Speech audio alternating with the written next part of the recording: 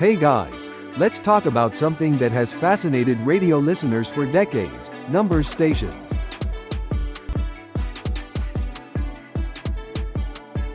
These are shortwave radio transmissions that broadcast sequences of numbers, often read by synthetic or human voices, sometimes for hours, sometimes just for a few minutes.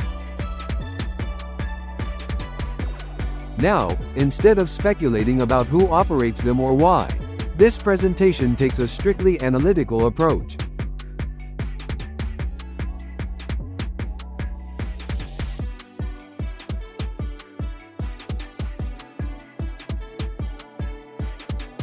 We're focusing on what we can actually observe and verify: the structure of the messages themselves. All the data used here is based on long-term monitoring and practical observation over many years. So the goal here is simple: to break down how these messages are built, and understand the logic behind them.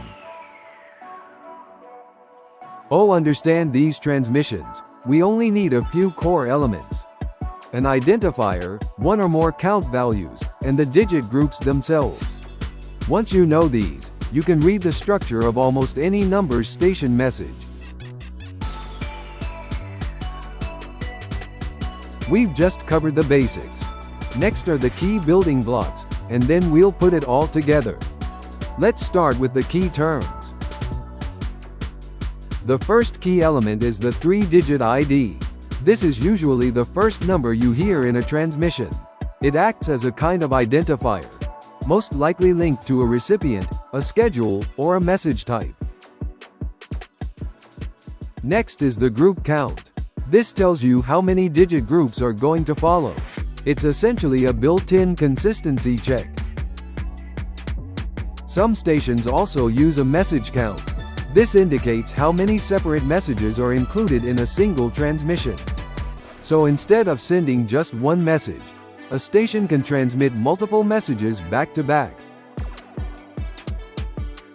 At the core of every message are the digit groups themselves. Most commonly, these are 5-digit groups. This is the actual payload of the transmission. These groups are widely believed to represent encrypted data. You may also come across 3 or 4-digit groups. These usually appear before the main payload. They are part of the message structure, not the encoded content itself. They can serve as identifiers, references, or control values, depending on the station. Now that we've covered the key elements, we can look at the overall structure. Most numbers station messages follow a consistent pattern: an identifier, one or more count values, and the digit groups themselves. This separation between control information and payload is what makes these transmissions structured, not random. And once you recognize these elements, you can start to read the structure of a message just by listening. In the next part, we'll apply this knowledge to real stations and break down how these formats are actually used. Thank you for watching, and see you soon.